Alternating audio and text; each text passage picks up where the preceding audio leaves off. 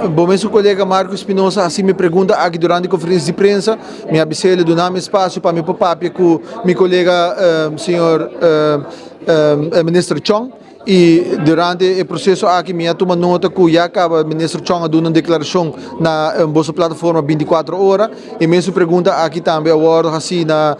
ministro presidente senhor Terra durante a conferência de imprensa e nós monitoreamos tudo coisa cerca e me quer agora que não acaba tá duidelijk que o ministro Chong declarar que em nenhum momento ele está intermediar de tipo de investigação aqui e tampouco está dando ordem na KPA mirando que o MT sungo ta liderança aqui na e me te quer nos turmes está consciente que tem processo não com essa aqui na tacana e tem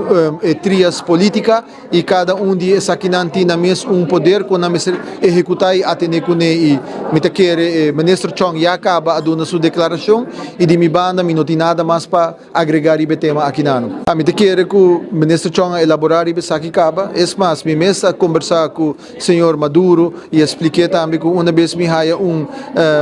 oportunidade para conversar com o ministro Chong e orinada me também lo hace pergunta e for o ministro Chong sua declaração me te quer clarificar full ponência não que a binta toma lugar acaba